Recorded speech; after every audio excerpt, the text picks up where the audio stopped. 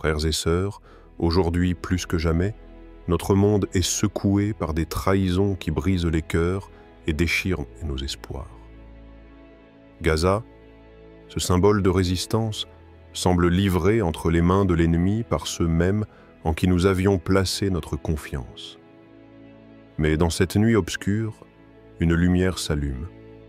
Le Mahdi se lève à Jérusalem, porteur d'un espoir éternel, d'une justice divine prête à triompher. Dans cette vidéo, nous allons plonger ensemble au cœur de cette réalité troublante et de cette promesse spirituelle. Préparez-vous à un voyage de réflexion, de méditation et d'éveil. Un petit pas et la trahison des élites arabes. Dans l'ombre des grandes salles où le destin des peuples se joue, loin des regards du monde, des accords se signent, des pactes se nouent et des alliances inattendues se forment. C'est dans ces coulisses obscures que se trame une trahison que beaucoup peinent à accepter, tant elle semble irréelle, mais qui pourtant déchire l'âme de millions d'Arabes et de musulmans. Gaza, ce symbole vibrant de résistance, ce foyer de douleur et d'espoir mêlés, est devenu un pion, un simple levier entre les mains de puissances qui jouent à un jeu géopolitique d'une cruauté implacable. Les accords secrets entre certains dirigeants arabes et Israël ne sont plus un secret pour personne, même si leurs contours restent souvent voilés d'ambiguïté et de diplomatie. Derrière les sourires de façade, derrière les poignées de mains cérémonieuses, il y a une réalité plus dure, plus brutale. Celle d'une cause abandonnée, celle d'un peuple sacrifié sur l'autel de la normalisation et de la recherche d'intérêts personnels ou nationaux.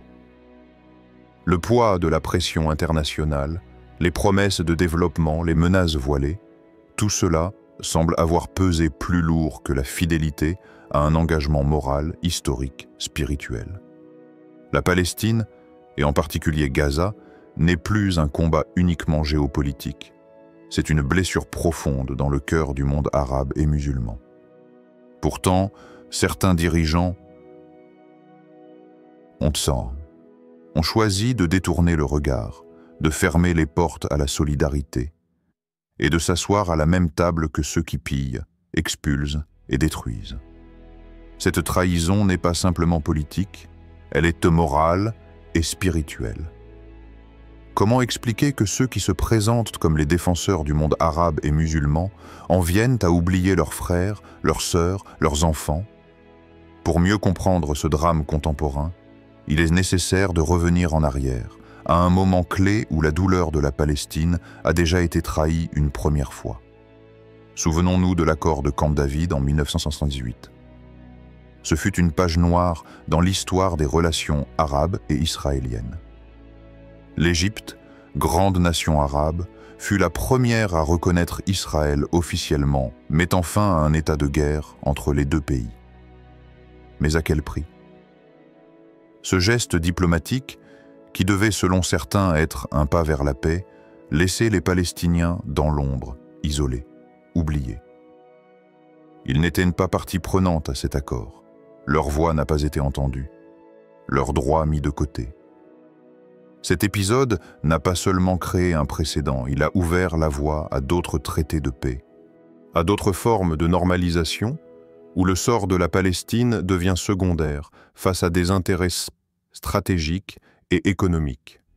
Ce qui était alors perçu comme une défaite isolée est devenu une tendance dangereuse, répétée et amplifiée aujourd'hui. La trahison de Gaza, la vente de ses espoirs, n'est qu'un écho amplifié de ce moment. Aujourd'hui, cette trahison a pris une dimension encore plus grave. Les dirigeants arabes ne se contentent plus de faire la paix avec Israël, ils le livrent. Gaza est abandonné, livré à la souffrance et à la destruction. Les cris des enfants, les larmes des mères, le désespoir des familles n'ont pas réussi à faire vaciller ces alliances froides. Le silence complice, les compromis secrets, les intérêts économiques prennent le pas sur la justice et la dignité humaine. Mais pourquoi cette trahison ? Pourquoi ces hommes, censés être les gardiens des droits arabes, de l'honneur des peuples musulmans, en viennent-ils à trahir leur propre peuple, à renier leurs valeurs? Est-ce par peur des pressions internationales, par calcul politique, ou simplement par désir de préserver leur pouvoir? Ou bien est-ce la preuve d'un profond affaiblissement moral, d'une déconnexion totale avec la réalité et les souffrances vécues par leur peuple? Il est impossible de répondre à cette question sans un profond questionnement. Ces dirigeants, qu'ils soient rois, présidents ou ministres, portent une responsabilité immense. Leur trahison, qu'elle soit consciente ou inconsciente, ouvre une blessure qui ne se refermera pas facilement. Elle déchire le tissu fragile de la confiance et de l'unité entre les peuples arabes. Elle sème la division, le doute, la colère. Mais cette trahison est aussi un test pour nous tous, pour chaque croyant, pour chaque citoyen du monde arabe. Face à cette réalité douloureuse, sommes-nous appelés à l'inaction, à la résignation? Ou devons-nous réveiller notre conscience, renouer avec les valeurs qui fondent notre foi, notre humanité et porter la voix de la justice? Gaza, malgré tout, est toujours debout. Gaza est un symbole. Et c'est ce symbole que la trahison des élites ne pourra jamais effacer complètement. Alors, en regardant cette trahison en face, en refusant de détourner le regard, une question fondamentale s'impose à chacun de nous, à chacun de vous. Pourquoi ces dirigeants, censés être les gardiens des droits arabes, trahissent-ils ainsi leur propre peuple? Cette question, lourde de sens, est aussi un appel. Un appel à ne pas perdre espoir, à ne pas baisser les bras, à comprendre que même dans la trahison la plus profonde, la lumière peut surgir. Car si les élites faillissent, le peuple, lui, garde la mémoire, garde la foi. Et c'est là que l'histoire peut basculer. 2. Le réveil du Mahdi à Jérusalem dans les heures les plus sombres de l'histoire humaine, quand l'ombre semble tout envahir et que les voix de la justice se font étouffer par le bruit assourdissant de la trahison et de la violence, une lumière discrète, presque invisible, commence à percer. C'est une lumière d'espoir, une étoile qui scintille faiblement au milieu de la nuit la plus noire. Cette lumière, pour les croyants, est celle du Mahdi, ce guide attendu, ce sauveur annoncé, celui qui doit émerger des profondeurs du temps pour restaurer l'équilibre, la justice et la paix véritable. Le Mahdi, figure emblématique de l'attente spirituelle, est plus qu'un simple leader politique ou militaire. Il incarne un éveil spirituel, un rappel à la vérité et à la droiture, un souffle qui ranime la foi dans un monde en proie au chaos. Son réveil, selon les traditions transmises par les sages et les prophètes, ne peut se faire que dans un contexte d'épreuve extrême, là où le mal semble triompher et où les cœurs sincères se désespèrent. Cette période, que l'on appelle la fin des temps, est marquée par des signes clairs mais mystérieux, des événements qui s'enchaînent et qui éveillent les consciences. Jérusalem, cette ville millénaire, sacrée pour des millions de cœurs à travers le monde, se trouve au centre de ce grand théâtre de l'histoire. Plus qu'une simple cité, elle est le cœur battant des prophéties et des espoirs. C'est là que se décidera le destin de l'humanité, où la lumière et l'obscurité s'affronteront dans une bataille spirituelle autant que temporelle. Les récits des hadiths, transmis avec soin par les savants et porteurs de sagesse, nous parlons d'une époque où le Mahdi apparaîtra à la fin des temps. Descendant direct du prophète Muhammad, paix soit sur lui, il viendra rassembler les croyants dispersés, briser les chaînes de l'injustice et guider les hommes vers un chemin de vérité. Cette apparition n'est pas seulement une promesse, elle est un appel à l'éveil pour chaque âme sincère. La mission du Mahdi est claire, mener une lutte contre l'injustice, contre la tyrannie, contre la division qui déchire les peuples. Mais cette lutte ne se résume pas à des combats physiques. Elle est d'abord une lutte intérieure, un combat contre l'ignorance, la haine et le désespoir. En ce sens, le Mahdi est un guide spirituel, un phare dans la nuit pour ceux qui cherchent la lumière. Jérusalem, cette ville multiple, chargée de symboles et de mémoires, sera le théâtre décisif de cette bataille. Là où les religions se croisent, où les croyances s'entremêlent, où le passé et l'avenir semblent s'entrelacer, le réveil du Mahdi prendra tout son sens. Ce lieu sacré devient le point focal de la transformation du monde, un creuset où se jouent les destinées.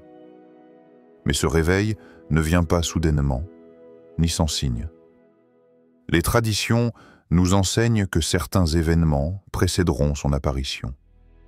Les guerres, les discordes, les catastrophes, mais aussi des signes spirituels et des transformations profondes dans le cœur des hommes.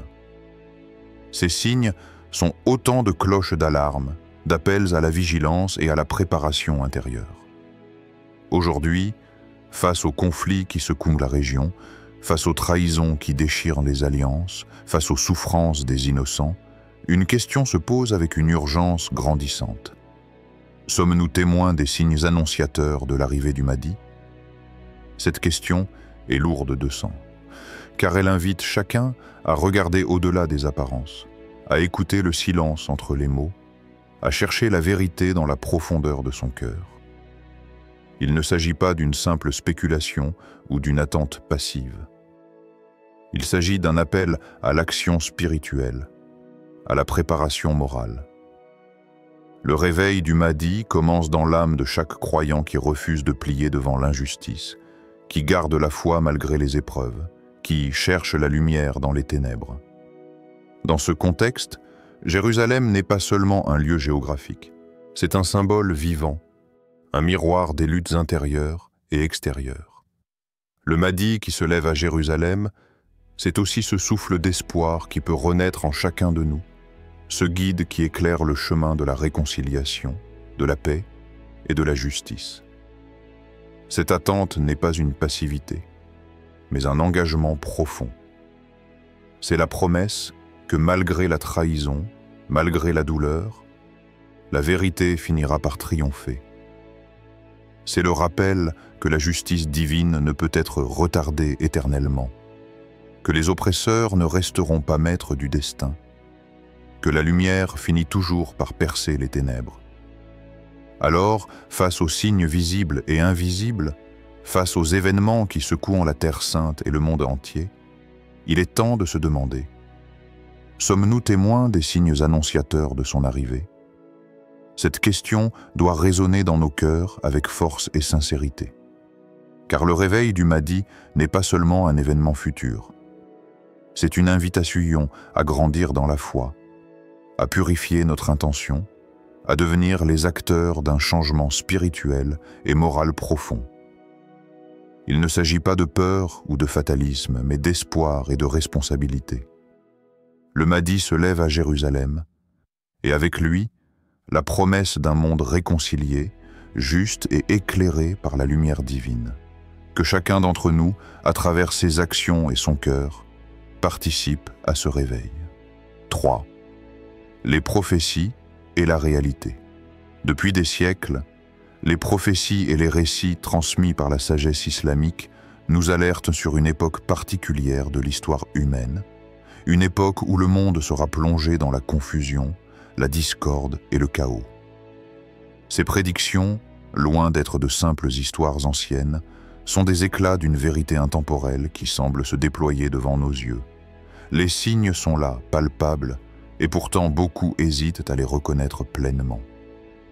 Les divisions internes qui fragmentent le monde musulman aujourd'hui ne sont pas un hasard.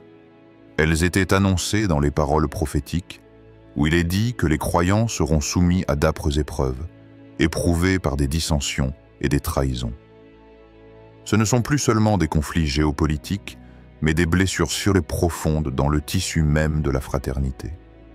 Les alliances inattendues entre ennemis, les renversements de loyauté, les retournements d'alliance, tout cela fait partie d'un scénario plus vaste que les yeux humains ne peuvent toujours saisir dans son intégralité.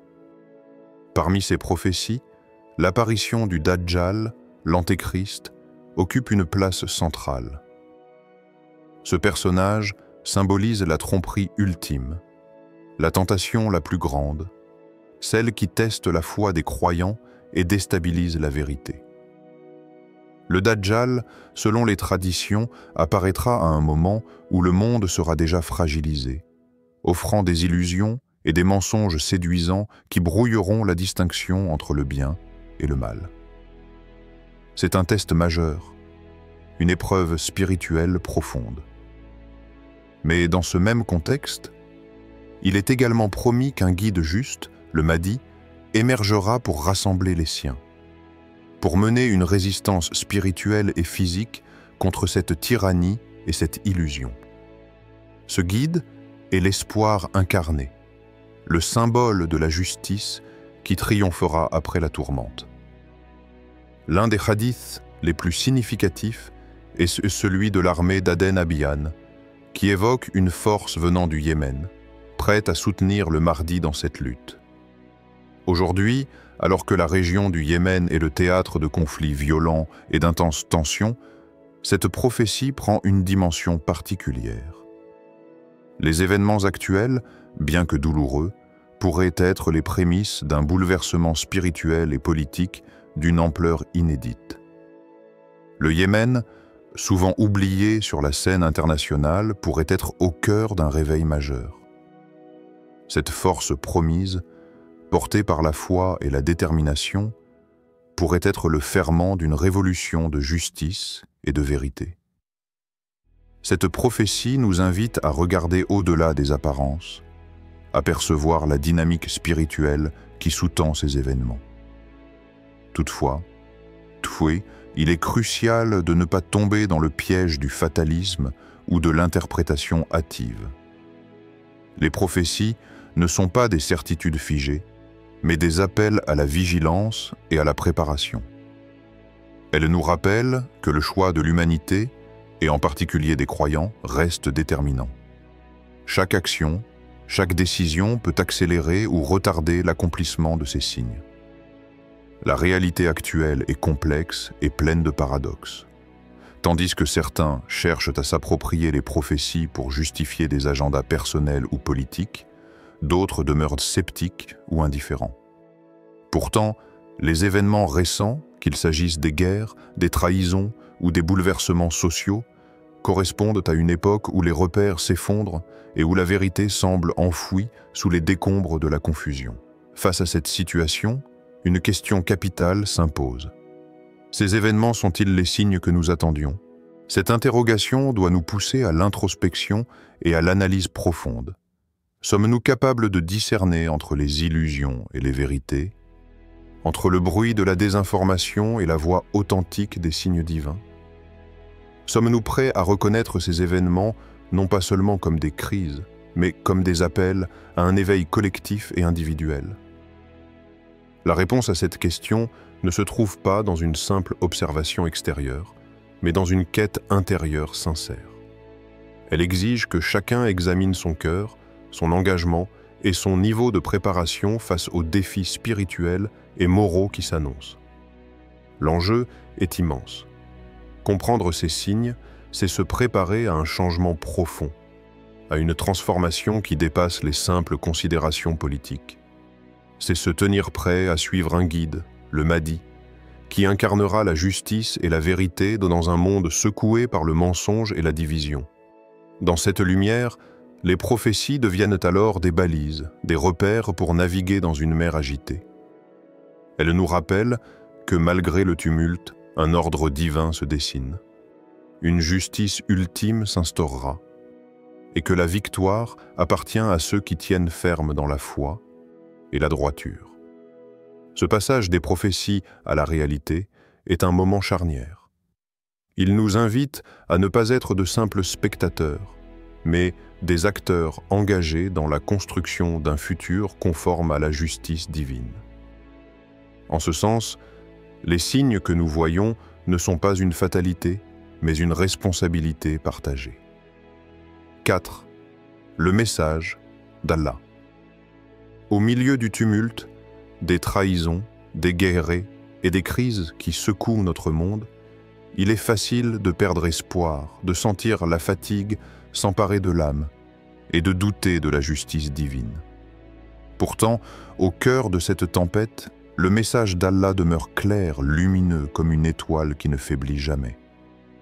Vous serez éprouvés dans vos biens et vos personnes, mais tenez ferme, car la victoire est proche.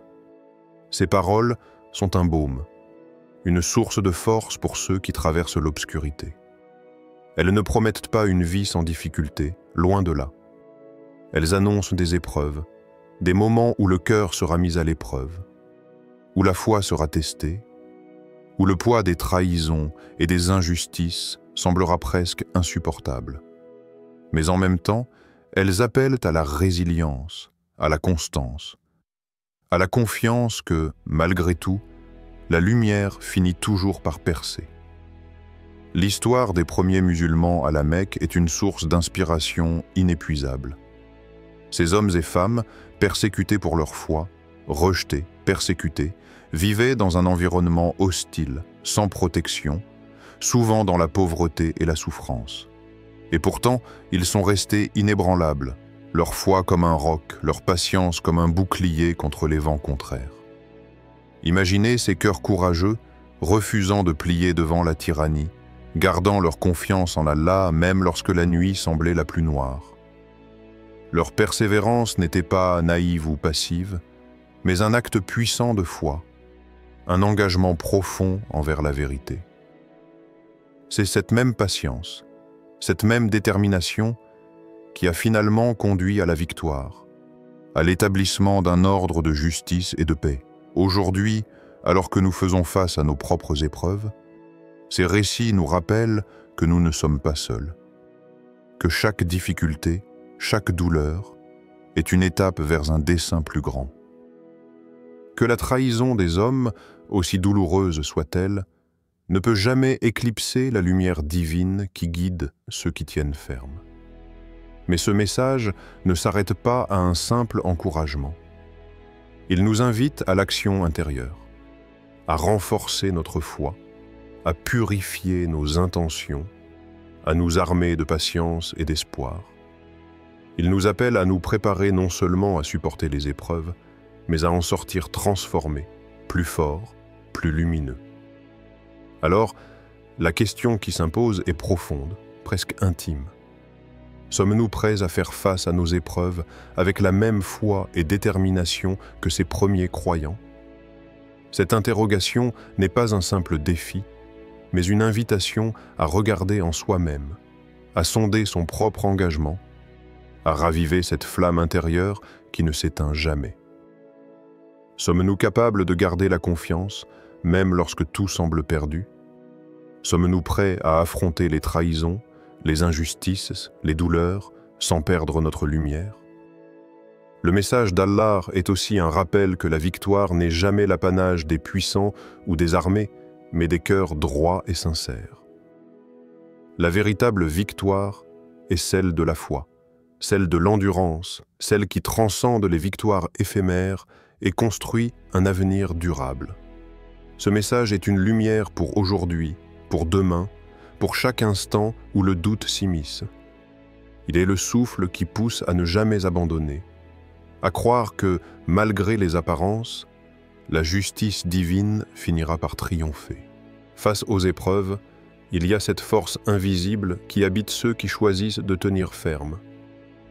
Une force qui vient de la conviction que le destin est entre les mains d'Allah, que chaque douleur a un sens, et que chaque patience est un pas vers la lumière.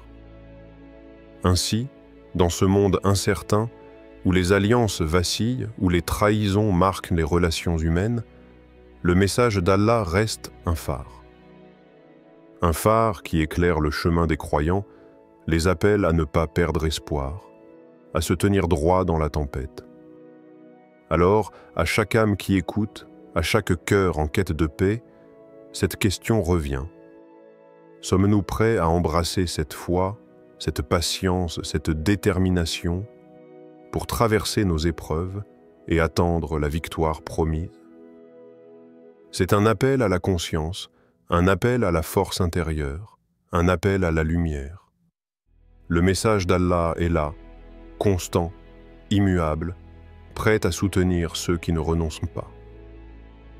La trahison des hommes peut sembler immense, mais elle ne saurait jamais éclipser la lumière d'Allah qui guide les cœurs sincères. Le Mahdi se lève à Jérusalem, non seulement comme un signe des temps, mais comme un appel à chacun de nous, un appel à rester ferme dans la foi, à nourrir notre patience et à embrasser la justice divine. Qu'aujourd'hui, dans chaque cœur, naisse cet espoir puissant et cette détermination inébranlable. Si ce message a touché votre âme, partagez-le et ensemble, préparons-nous à la renaissance d'une ère nouvelle, guidée par la lumière et la vérité.